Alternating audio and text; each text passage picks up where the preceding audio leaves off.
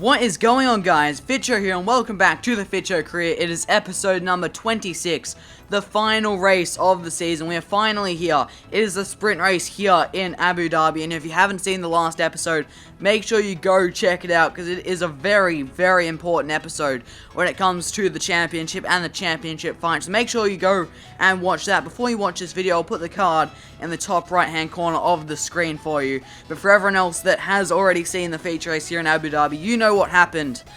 Things weren't looking good at the start. Giovinazzi on pole, myself down in 11th. But 11th was actually a blessing in disguise because I was able to go for a one-stop strategy, starting on the supers, then going to the softs. And along with that, that allowed me to win the race. And along with that, Giovinazzi crashed out of the race in spectacular fashion with Charles Leclerc down one of the back straights. That means we are the 2017 GP2 champion. So the championship is over. This race doesn't really mean that much in terms of the Drivers' Championship. The pressure is off us. We just want to go out there and end this season on a high. Here we go, the final qualifying session of the season here in Abu Dhabi for today's sprint races. Down to turn number 1. We get the car turned in, clip the apex quite nicely and back on the powers. Now we flick left for turn 2 and back to the right for 3, all while keeping the throttle.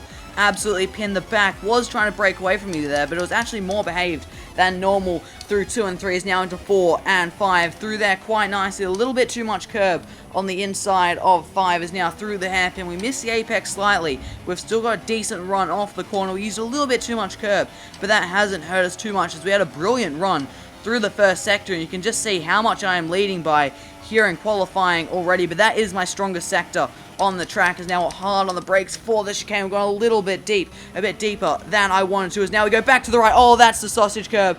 That is not what you want to do. You want to avoid that sausage curb at all costs, and that is not what I have done. I have absolutely smashed it, a bit like Jenson Button did, and it's cost us here in qualifying. And that means we're going to be starting this race from last place, but it doesn't really matter. We are already champions, and now we can go and have some fun because we know we have the pace here. So Antonio Giovinazzi has taken pole yet again here in Abu Dhabi by the slimmest of margins over Raffaele Marcello. Only 0.12 of a second separating the two. On the second row of the grid is an all-prima affair with Antonio Fuoco just edging out Charles Leclerc.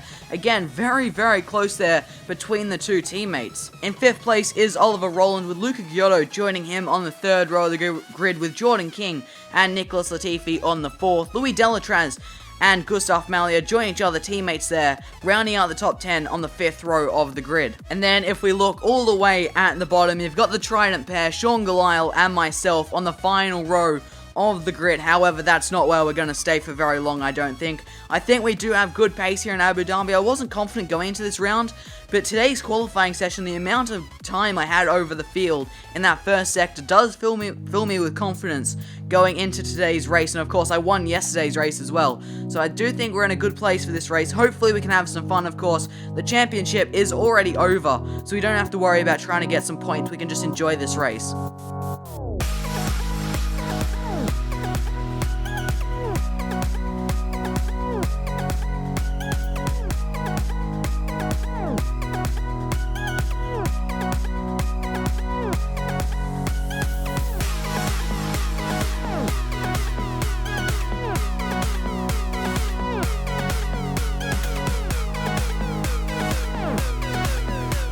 So here we are on the grid in Abu Dhabi for the final race of the season. We're right at the back.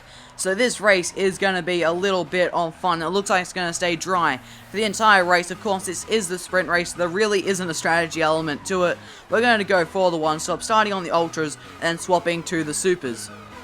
Here we go. Engage the clutch. Get the revs up as the lights come on. We've got 5 lights.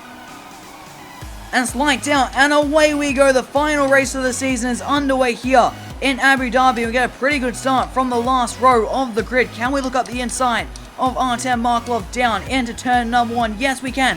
Oh, Sorokin's got very, very sideways. We're going to go very far to the inside. There is a little bit of contact as we're trying to squeeze through. I think that was a Sergei Sorokin's. We had to go very, very narrow into turn number 2. We managed to make that work, and we're up into 16th place. So we've got Sergio Seta Camara right behind us and Emil Bernstorff right in front of us. We're going to duck to the inside of Bernstorff into the hairpin. We're going to hang him out to dry on the exit, and we make that move stick. And we're already up into 15th place after a very interesting start. There were cars all over the place, and I just had the run after Sorokin got a little bit sideways, and then it got a bit awkward into turn 2 as we're now heading down to the chicane at the end of the first DRS straight, and we just get the car stopped and avoid hitting the back of Norman Nato, and now we're right on the back of the Russian time into Rich Revs in the slipstream. We're going to pull to the inside of the French driver as we head down towards the end of the second DRS straight, hard on the brakes. We're actually going to look up the inside of Nobuharu Matsushita, as well as we get a lot of curb there as we're side by side with Matsushita. We just about squeeze through there side by side, and I think I'm going to get this position as I am on the inside, and yes I do. Up into 13th places. Up next we have Alexander Albon in the ART, but there's no real place to pass in this final sector. They're just going to have to be very patient as they go very slow there into the right-hander. I had to lock up there just to avoid losing my front wing. Got very, very close as we take a bit too much curb yet again, as we just want to stay on the back of this train for now, as Raffaele Marcello sets the fastest lap of the race. So he's got the jump on Antonio Giovinazzi off the line there. Oh, that's quite slow through there. Alexander Albon going to duck up your inside as we head down towards turn number 4. Careful over the back of Louis Delatraz's racing engineering car, around the outside a little bit wide there as we've got a fair bit of understeer, but we do make that move stick.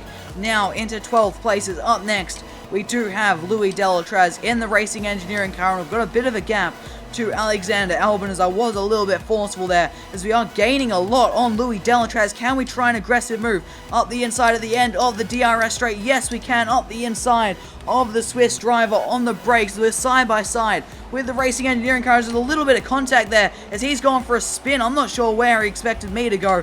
I was not going off the track. I held my place firm there, and he's paid the price for trying to run into my side pod there, and we've made that move up into 11th place now. As up next is Jordan King, and I've hit that curb yet again. I need to be more careful of these sausage curbs because you really do lose a lot of time when you're two-wheeling it around this track. Right on the back of Jordan King as we set the fastest lap of the race up the inside of turn number 1. We're going to squeeze him out on the exit. We make that move stick now into the top 10. We're right on the back of Nick de Vries, right on the back of the Rapax. Can we dive up the inside down into turn 4? Yes we can, and we make that move stick very easily on the Rapax driver into 9th place, and now we are only 1 place off the points paying positions. And up next is Gustav Mallet in the racing engineering car as we're on to the DRS straight. We're in the slipstream. We've got the DRS flap open. We're into Rich Revs. We are gaining slightly. Oh, we're gaining a lot. We're going to dive up the inside. Why not? Let's go for it. Up the inside of the racing engineering car into the chicane. We leave him a bit of space on the inside there. And again, they've driven sort of understeered into me there. I'm not too sure where he expected me to go. There was enough space for a car there on the inside. And it looks like he's going to pay the price and lose a position there to Nick de Vries, as we are now into the points in 8th place as we've got the two Primas battling it out in front, and that's going to allow us to sneak up the inside of, I think that is Nicholas Latifi, and possibly Fuwako, who gets hung out to dry by Charles Leclerc as we're side by side with Fuwako as we head through this tricky double right. So there's not much I can do there as he's actually a very interesting run through there, running wide on the entrance, and it looked like he tapped the back of his teammate there at the apex, but he has held on to that position as I couldn't really do much right around the outside there. Oh, and Fuwako is now pulling off into the pit lane. Oh, Charles Leclerc, go a little bit slower there through turn 3, please. That was very, very slow, and we're going to dive up your inside down into turn 4, and we make that move stick very, very easily as he brake checked me a little bit there through turn 3. That gave me a little bit of a fright, but we have now got past the Monegasque driver, and we're into 5th place already. Oh, Gustav Mallier is out of the race, and the VSC is out, and I've got to slow down for this Delta, and this is actually my pit lap, so if this does stay out long enough, it could help me, but I'm not too sure what has happened to Gustav Mallier. I think looking at the mini-map when the yellows came out, it was back near the start of that second DRS straight. I'm not too sure what has happened though, but that is one racing engineering car out of today's sprint race. End of lap 5, and we're going to peel off into the pit lane while the VSC is out for our one and only stop of the sprint race. Get the car stopped for the limiter, and we're going to be swapping onto the super soft tyres, getting rid of these ultra softs after a fun first 5 laps. We made up many places, over 15 places there in that first stint. We were into 5th place as a couple cars had pitted, and now the VSC is ending, and that has helped us a fair bit. We've done the majority of our pit stop under the VSC conditions, and we are now just behind Oliver Rowland. It looks like we're going to re-emerge in about 9th place, and to be honest, I thought I would have lost a lot more positions, but that VSC has really saved us there.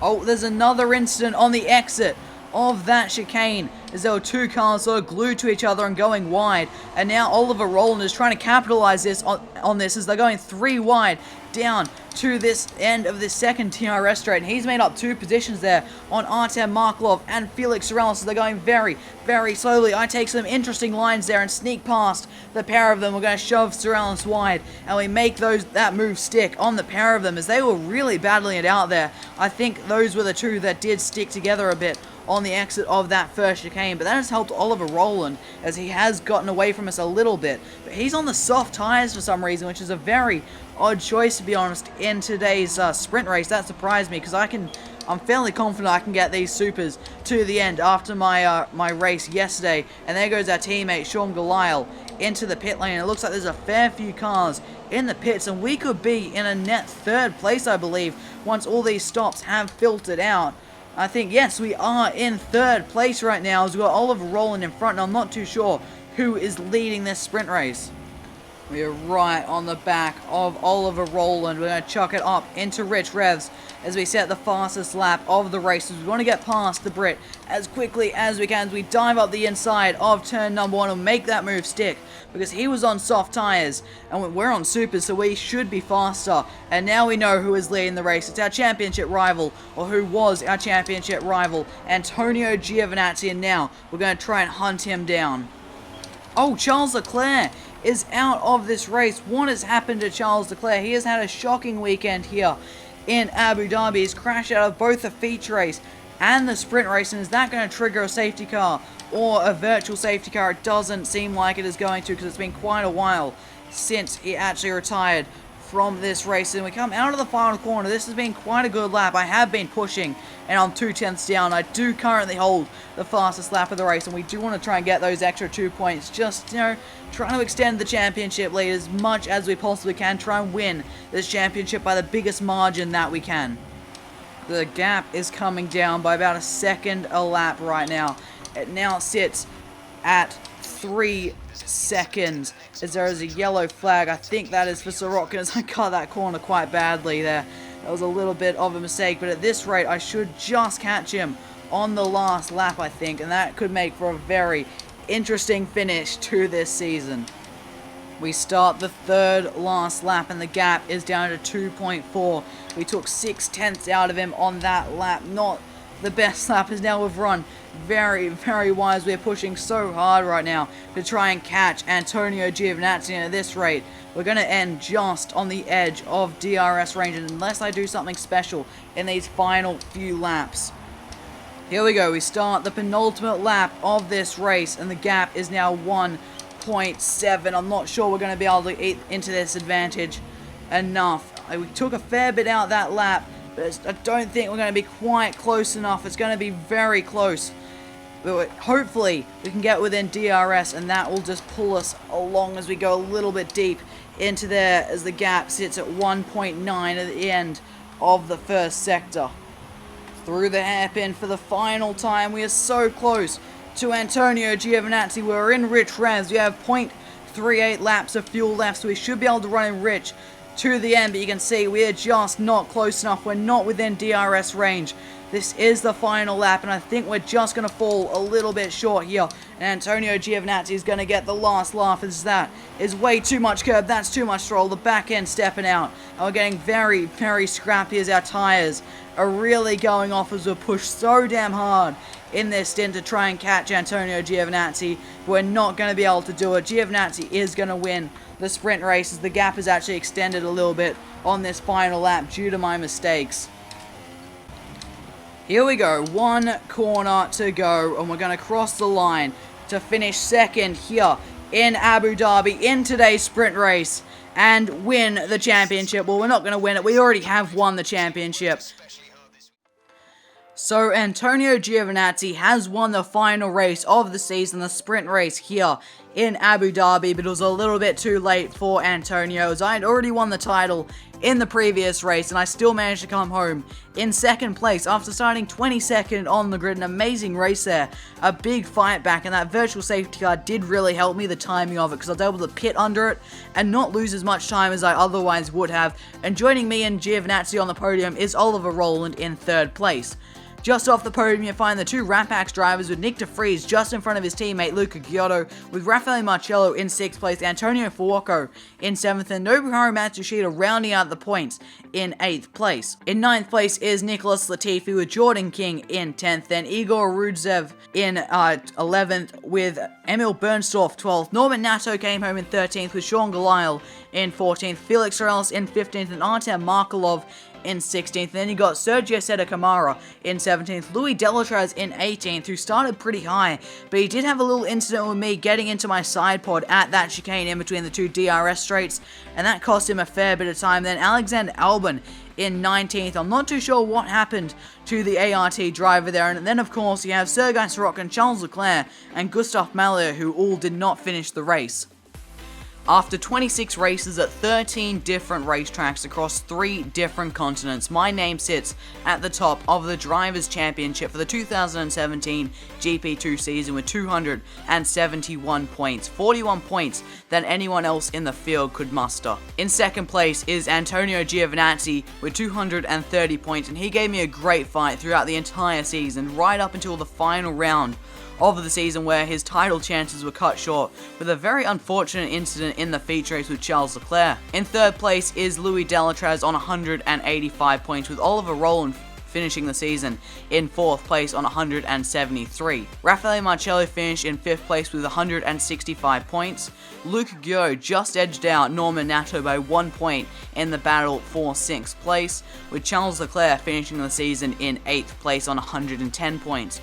Jordan King came home in 9th and the final driver to break into the triple digits, and he came in on top of the big battle pack there for 9th place, only 3 points ahead of Alexander Albon, who's on 98 points, and he rounds out the top 10. Just missing out on the top 10 by only 2 points is Antonio Fuoco on 96 points, and he has Sergei Sorokin only 2 points behind him on 94 points. Gustav Mallier lost out at the end of the season. He was sitting up at about 10th place for quite a while, but he had a poor end to the season, and he dropped down to 13th place, but he was only a handful of points off getting into the top 10 on 87. Nicholas Latifi finished the season in 14th with 83 points, with Sergio Seta Camara just edging out Nick de Vries by only 1 point for 15th place. Artem Markelov finished in 17th place with 53 points, and you got Nobuharu Matsushita in 18th with 21 points, Emil Bernstorff in 19th with 9 points, Igor Rudzev in 20th with 7 points, Felix Morales in 21st with 4 points, and then our teammate Sean Galisle in last place with not a single point to his name. MP Motorsport have won the team's championship for 2017 by 19 points after they ran away with it in the final round of the season, with a podium for Sergio Seta Camara in the feature race, and then the race win in the sprint race from Antonio Giovinazzi. Racing Engineering just edged out Trident by 1 single point for second place in the team's championship on 272 points compared to Trident's 271. Campos Racing finished in 4th on 266 points, 10 points ahead of Dams, who slipped down to 5th place. Prima Racing came home in 6th with 206 points, with ART Grand Prix in 7th on 192. Only 1 point ahead of Rapax, actually, who are on 191, so ART just edging out Rapax for 7th place in the team's championship. Russian Time came home in 9th with 183 points, and is a long way back to Carlin and Arden, and Carlin got the upper hand on Arden in the end with 25 points compared to Arden's 16. So that is all for today, guys. Thank you guys for watching this video and this entire series, and thanks for all the support on this series. I've really enjoyed making it. It's been one of the most fun series I've ever done. Being able to have the field that close and competitive was absolutely amazing. But this series is by no means over. Season 1 is over, but Season 2 is coming up very soon. I'm not going to say too much right now because I don't want to spoil anything. But one thing I will say is the GP2 champion cannot compete in GP2 again. And there's only one way I'm going, and that is up.